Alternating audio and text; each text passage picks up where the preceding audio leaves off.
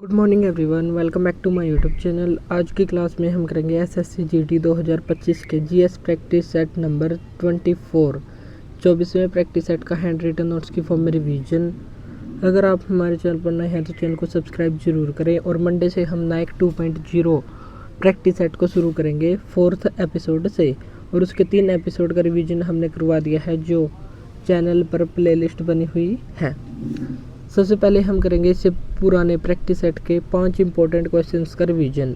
Baton cup, ये किसका cup है? तो ये हॉकी का सबसे पुराना कप है जिसकी शुरुआत 1895 में हुई थी। आईपीएल 2025 का सबसे महंगा प्लेयर, ये है ऋषभ पंत। ढौसी की पहाड़ी, ये हरियाणा के महेंद्रगढ़ में स्थित है। बंधुआ मजदूरी उन्मूलन अधिनियम, ये 1976 में आया था। और न्यूनतम मजदूरी अधिनियम, ये 1948 में आया था। उष्मीय विकिरण का मापन, ये किस में किया जाता है? बोलोमीटर से। तो आज का फर्स्ट क्वेश्चन है, कथकली की ऑस्ट्रेलियाई जननी, ये किसको कहा जाता है? लुइस लाइटफुट को। और अन्ना पावलोवा, ये बैले डांसर हैं। और रुक्मणी देवी अरुंडेल ने प्रभावित होकर इनसे ही नृत्य सीखा था। और रुक्मणी देवी अरुंडेल भरतनाट्यम से संबंधित है जो तमिलनाडु का एक क्लासिकल डांस है। इलियाना सीटारेस्टी का संबंध, ये ओडिसी और छऊ दोनों क्लासिकल डांस से संबंधित हैं। पद्मश्री इनको 2006 में दिया गया था। और पहली विदेशी नृत्यांगना बनी थी जिनको पद्मश्री अवार्ड प्राप्त हुआ था। सेरोन लेवोन, ये ओडिसी क्लासिकल डांस से संबंधित है और ये अमेरिका की रहने वाली हैं। सेकंड क्वेश्चन है, चिंकारा संगीत वाद्य यंत्र, ये कैसा होता है? तो ये तारों वाला होता है। और पोनु योक्सी, ये अरुणाचल प्रदेश में होता है। पैना मणिपुर में होता है। खुआंग संगीत वाद्य यंत्र मिजोरम में।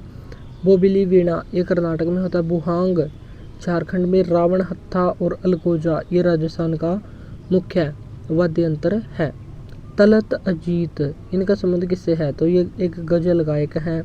उत्तर भारत में कौन सा म्यूजिक होता है? हिंदुस्तानी म्यूजिक। और साउथ इंडिया में कर्नाटक म्यूजिक होता है। और गजल की शुरुआत अमीर खुसरो से मानी जाती है। अमीर खुसरो को तोता ए हिंद, खड़ी बोली का जनक और हिंदवी खड़ी बोली का जनक, तबला का आविष्कारक कहा जाता है। और इसकी कुछ इंपॉर्टेंट पुस्तक भी है जैसे नूर सिपिहर, तुगलकनामा, खजाइन उल फतहू। और इम्पोर्टेंट गज़ल गायक कौन है? एक हैं जगजीत सिंह जिन्होंने लिखी थी चिट्ठी ना कोई संदेश, और इनको गज़लों का राजा के नाम से जाना जाता है। और पंकज उदास का हाल ही में निधन हो गया है जो एक गज़ल गायक थे। भूपेंद्र सिंह, ये भी एक गज़ल गायक थे। नुसरत फ़तेह अली खान, ये कव्वाली से संबंधित है। साबरी ब्रदर्स, ये भी कव्वाली से संबंधित है। और नूरा सिस्टर्स, ये सूफी गायन से संबंधित हैं। अमृता देवी बिश्नोई राष्ट्रीय पुरस्कार, ये किसके द्वारा प्रदान किया जाता है? वन्य जीव संरक्षण के द्वारा इसको प्रदान किया जाता है और पर्यावरण से संबंधित है। जैव विविधता अधिनियम, ये सन 2002 का है। कलिंग पुरस्कार विज्ञान क्षेत्र में प्रदान किया जाता है, 1952 में शुरू हुआ था। और अगर पूछा जाए हिस्ट्री से रिलेटेड, कलिंग युद्ध ये 261 ईसा पूर्व में हुआ था। अशोक ने, कहा जाता है कि अशोक ने इस युद्ध में अधिक रक्तपात किया था, जिसके बाद अशोक ने बौद्ध धर्म को अपना लिया था और युद्धों का सदस्यता के लिए त्याग कर दिया था। और धम्म की नीति अशोक के द्वारा कलिंग विजय के बाद ही अपनाई गई थी। शांति स्वरूप भटनागर अवार्ड, ये साइंस से संबंधित है, 1958 में ये शुरू हुआ था। वीसी रॉय विधान चंद्र रॉय अवार्ड, ये चिकित्सा से संबंधित है, 1962 में ये शुरू हुआ था। रामनाथ गोयनका अवार्ड, ये पत्रकारिता से संबंधित है, 2006 में शुरू हुआ था। और पॉली अमरीकर अवार्ड क्रिकेट से संबंधित है, 2007 में शुरू हुआ था। धन्वंतरी अवार्ड 1971 में शुरू हुआ था और चिकित्सा से संबंधित है। फिफ्थ इंपॉर्टेंट क्वेश्चन है, अंतर्राष्ट्रीय क्रिकेट में डकवर्थ लुईस फार्मूला का पहली बार यूज कब किया गया था? तो 1 जनवरी 1997 को किया गया था। अगर मैच होते हुए बारिश आ जाए तो बारिश में बाधित तो दूसरे टीम के स्कोर का अनुमान लगाया जाता है, तो इसे कहते हैं डकवर्थ लुईस कमीशन। और पहली बार ये जिम्बाब्वे और इंग्लैंड के बीच लगाया गया था। और इतने ओवर में इतना स्कोर करना, तो ऐसा अंदाजा यहाँ पर लगाया जाता है। और आईसीसी, इसकी स्थापना हुई थी 1909 में। हेडक्वार्टर दुबई यूएई में स्थित है। डीएल के लिए आधिकारिक घोषणा ये की गई थी 1999 में। डीआरएस क्या है? Decision review system. और इससे आउट होने वाले पहले खिलाड़ी ये है वीरेंद्र सहवाग, और T20 फॉर्मेट के पहले कप्तान थे। और डीआरएस की शुरुआत 2008 में हुए थे और पहले और 2 तिहरे शतक इन्होंने लगाए थे और दूसरे भारतीय जिन्होंने डबल सेंचुरी लगाई थी। और पहले भारतीय जिन्होंने डबल सेंचुरी लगाई ये बने थे सचिन तेंदुलकर। 200 रन रूप सिंह स्टेडियम मध्य प्रदेश में बनाए थे। चौथे एम्पायर का शिकार होने वाले पहले खिलाड़ी ये कौन थे? तो ये थे सचिन तेंदुलकर। टाइम आउट से आउट होने वाले पहले खिलाड़ी ये थे एंजेलो मैथ्यूज जो श्रीलंका के खिलाड़ी थे। मिल्खा सिंह की पुस्तक का नाम क्या है? तो इनकी पुस्तक है the race of my life. 1960 के रोम ओलंपिक में ये गए थे और 1958 में कॉमनवेल्थ में इन्होंने गोल्ड मेडल जीता था। General VK. सिंह इनकी पुस्तक है क्रेज एंड कन्विक्शन और ये मिजोरम के राज्यपाल भी रह चुके हैं। कपिल देव इनकी पुस्तक है straight from the heart. Sachin Tendulkar की है प्लेइंग इट माई वे। ई प्रसन्ना की बुक है one more over. Anil Kumble की पुस्तक है वाइड एंगल। कपिल देव की है क्रिकेट माई स्टाइल। तो कपिल देव की यहाँ पर 2 पुस्तक देखिए, क्रिकेट माई स्टाइल और straight from the heart. Afghanistan की आधिकारिक भाषा यह होती है दारी या दरी और इसे ही पश्तो भी कहते हैं। श्रीलंका की आधिकारिक भाषा है सिंहली और म्यांमार की है बर्मी। और म्यांमार भारत से अलग हुआ था 1935 के अधिनियम से। अगर वर्ष पूछा जाए तो 1937 में ये भारत से अलग हुआ था। भूटान की आधिकारिक भाषा जोंग खा। चाइना की है मंदारिन। ब्रुनेई की है मलय और इंडोनेशिया की है खमेर। और डिलीमो रिपोर्ट सबसे ज़्यादा बोली जाने वाली भाषा कौन सी है? तो पहले स्थान पर है अंग्रेजी, दूसरे पर है मंदारिन और तीसरे पर है हिंदी भाषा। तो ये है डिलीमो रिपोर्ट के अनुसार। और यूएनओ की स्थापना ये हुई थी 24 अक्टूबर 1945 को। आधिकारिक भाषा इसकी है 6। तो 6 आधिकारिक भाषा कौन कौन सी है ये बताना आपको कमेंट बॉक्स में। गोवा पूर्ण राज्य ये कब बना था? तो गोवा पूर्ण राज्य बना था 56वें संविधान संशोधन के द्वारा 30 मई 1987 को। 52वां संविधान संशोधन 1985 में आया था जिसके द्वारा 10वीं अनुसूची को जोड़ा गया था जो दल बदल से संबंधित है। 36वां संविधान संशोधन 1975 में सिक्किम का गठन किया गया था। और 13वां संविधान संशोधन 1963 के तहत नागालैंड राज्य का गठन किया गया था। इससे पहले इसको विशेष राज्य का दर्जा दिया गया था 371A के तहत। तो नागालैंड राज्य बना था 1 दिसंबर 1963 को। और 1 से 10 दिसंबर तक यहाँ पर हॉर्नबिल फेस्टिवल भी मनाया जाता है। तो आपको बताना है कि 2024 में जब 1 से 10 दिसंबर 2024 को ये मनाया गया था तो इसकी थीम कंट्री और फोकस स्टेट ये कौन सा रहा था? थीम स्टेट और फोकस कंट्री कौन सा था?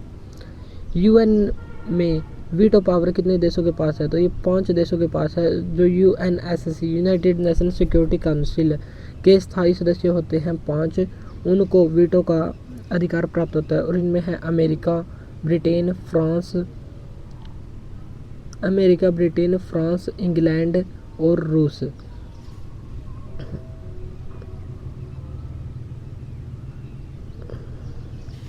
और इसे दुनिया का पुलिसमैन कहा जाता है। और इसमें 10 अस्थायी सदस्य और 5 स्थायी, टोटल 15 सदस्य होते हैं। और भारत 31 दिसंबर 2022 तक सदस्य था। और भारत अब तक 8 बार चुना जा चुका है।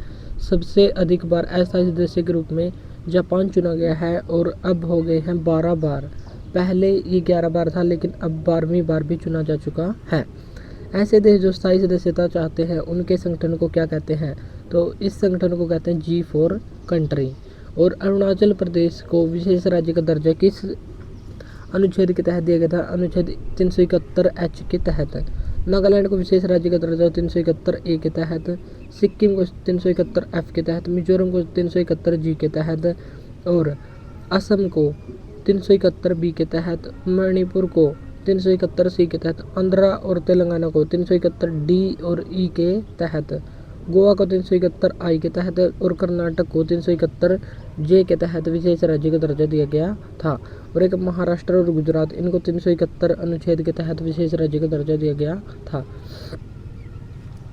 1940 में कांग्रेस की महिला विंग की स्थापना की गई थी। तो इसकी अध्यक्षता किसने की थी? सुचेता कृपलानी ने, जो उत्तर प्रदेश की पहली महिला मुख्यमंत्री 1964 से 66 तक भी रही थी। भारत की पहली महिला राज्यपाल ये थी सरोजिनी नायडू, जो उत्तर प्रदेश की रही थी। और इनका जन्म दिवस होता है 13 फरवरी को, तो इसलिए 13 फरवरी को राष्ट्रीय महिला दिवस मनाते हैं। 8 मार्च को इंटरनेशनल वीमेन डे भी मनाया जाता है। लक्ष्मी सहगल आज़ाद हिंद फौज में झांसी रेजिमेंट की प्रमुख थी। सरोजिनी नायडू को भारत कोकिला के नाम से जाना जाता है और इनकी बुक है the village song, the broken wing, the golden threshold. और अरुणा आसफ अली, इन्होंने 1942 में ग्वालियर टैंक मैदान में ध्वज को फहराया था और 1997 में इनको भारत रत्न अवार्ड भी दिया गया था। और पहला मरणोपरांत पहली महिला जिनको भारत रत्न दिया गया था वो थी अरुणा आसफ अली 1997 में। किसने लंदन में विलियम हट कर्जनवाइली की हत्या की थी? तो ये की थी मदन लाल ढींगरा ने। Surya Sen, Indian Republican army की स्थापना 1930 में की थी। सूर्य सेन चटगांव शस्त्रागार हत्याकांड 1930 से इनका संबंध है। 1934 में इनको फांसी हुई थी और ये मास्टर दा के नाम से फेमस थे। माइकल ओ डायर जो पंजाब के लेफ्टिनेंट गवर्नर थे और जनरल डायर जलियांवाला बाग हत्याकांड के समय जब गोली चलाई गई थी तो ये चलवाई गई थी जनरल डायर के द्वारा, जिसकी मृत्यु 1924 में हो गई थी। 1940 में हत्या की थी सरदार उधम सिंह ने। वेटलैंड स्थलाकृति का क्षेत्र ये कहाँ पर है? तो ये चंबल में स्थित है। वृद्ध गंगा किसको कहा जाता है? गोदावरी को। सांगपो ये तिब्बत में इसका नाम है और भारत में इसको ब्रह्मपुत्र के नाम से जानते हैं। आगे बांग्लादेश में इसका एक अन्य नाम हो जाता है। तो आपको बताना है कि गंगा और ब्रह्मपुत्र की जब संयुक्त धारा बन जाती है बांग्लादेश में तो इसको किस नाम से जानते हैं? बिहार का शोक ये कोसी नदी को कहते हैं और बंगाल का शोक दामोदर नदी को कहते हैं। रानी की वाव इसको यूनेस्को में कब शामिल किया गया था? 2014 में। गुजरात में सरस्वती नदी के तट पर यह स्थित है। 100 रुपये के नोट के पीछे भी ये अंकित है। रानी उदयमती जो सोलंकी वंश के शासिका थी उसके द्वारा इसको बनाया गया था और उल्टे मंदिर के आकार के जैसी है, यानी कि ऊपर से तो ये मजबूत दिखाई देता है और नीचे मंदिर के जैसे होती है। जैसे धरती के अंदर हम मंदिर बनाते हैं तो उस आकार की है, तो मंदिर के जैसी उल्टी आकृति है। सोलंकी वंश के भीमदेव फर्स्ट की ये पत्नी थी।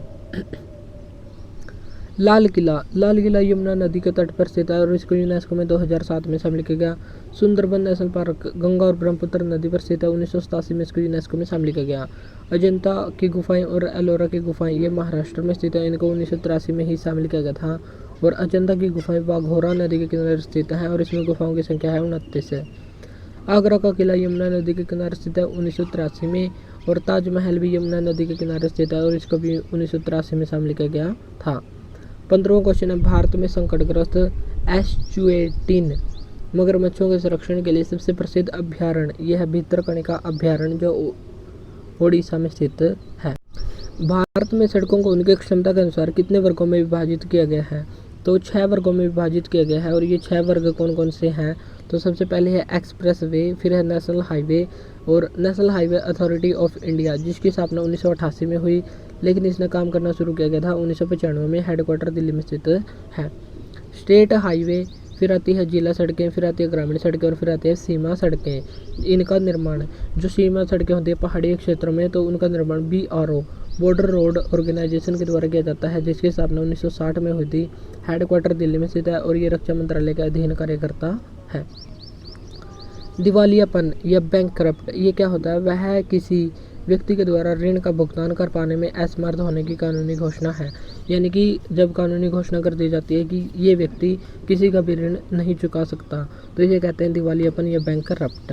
और क्रेडिट क्रंच ब्याज बढ़ने पर लोन कम लेने पर क्रेडिट का कम होना तो ये होता है क्रेडिट क्रंच।